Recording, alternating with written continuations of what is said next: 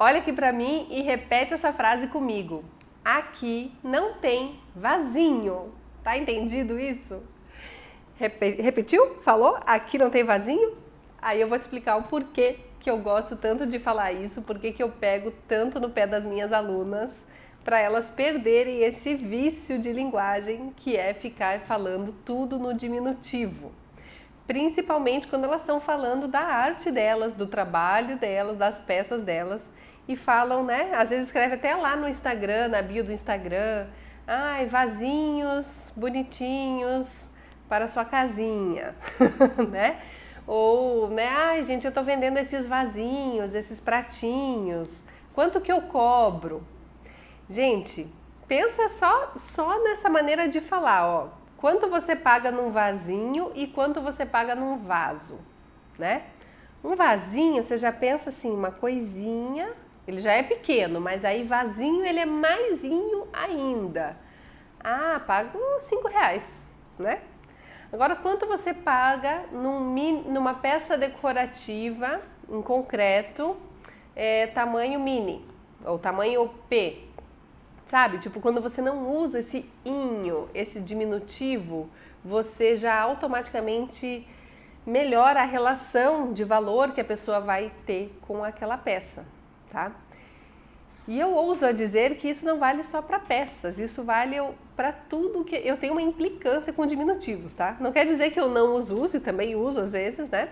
Mas sempre que você parar para pensar, até porque a gente pode dizer, ah, mas eu uso de forma carinhosa muitas vezes, né? Chamo de filhinho, mãezinha, amiguinha, é uma forma carinhosa de falar. Nós brasileiros temos esse costume de colocar esse diminutivo, só que ele se mistura muito com um sentido depreciativo também, ou assim de dar menos valor, ou de, na verdade, estar querendo significar justamente o contrário daquilo que você está dizendo. Por exemplo, quando você fala que essa peça é bonita, ela é bonita. Quando você fala que ela é bonitinha, ah, é bonitinha. O que você está entendendo com isso, né? Não fala que o bonitinho é o feio arrumadinho? Então, já dá uma diminuída, né?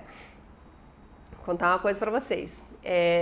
Eu lembro lá, o primeiro namorado que eu tive, uma vez alguém, um parente lá dele foi me apresentar pra alguém e falou assim, ah, essa é a namoradinha dele.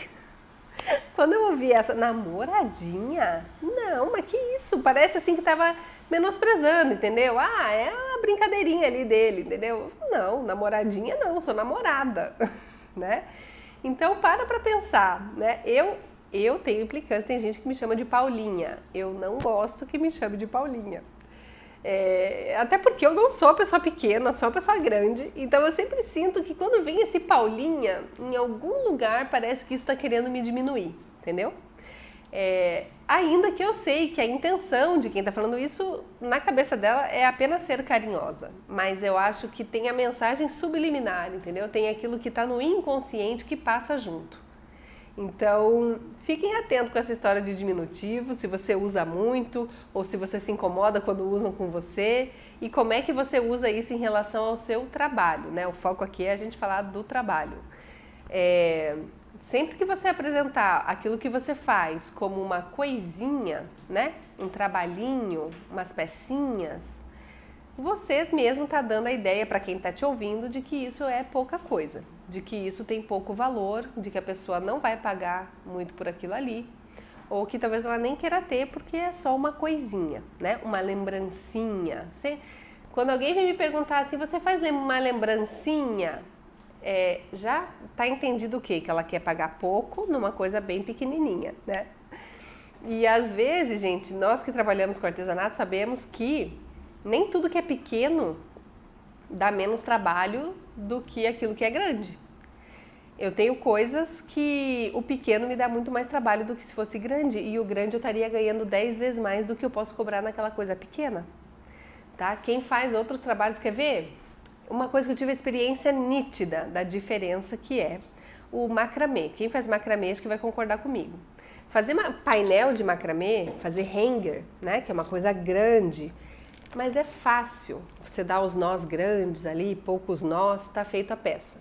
Agora vai fazer bijuteria de macramê ou o que faziam antigamente nos panos de prato com fio finíssimo. E você fica ali dando milhões de nozinhos naquele fio fino de macramê. Gente, é uma tragédia fazer aquilo lá. É 1000 vezes mais trabalhoso, só que fica pequeno e a pessoa dá pouco valor, né? Então, eu estou trazendo essa reflexão para você perceber que nem tudo que tem tamanho pequeno tem valor pequeno, tá? Eu conheci um artista que fazia arte em palito de fósforo, tá? Ele fazia escultura em palito de fósforo. Aí você vai pensar, é só um palito de fósforo, deve ser barato. Agora vai criar a cara de uma pessoa num palito de fósforo. Você acha que isso é fácil ou que isso é difícil, né? É extremamente complexo. Trabalhar numa escala muito pequenininha é muito trabalhoso, é muito delicado, é muito difícil. Então, isso tudo é pra gente parar pra pensar, né?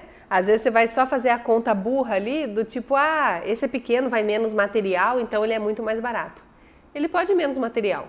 Só que no nosso caso do concreto, o que menos nos custa é o material. O que mais nos custa é o nosso tempo. E às vezes uma coisa pequena te toma muito mais tempo do que uma coisa média de tamanho, né?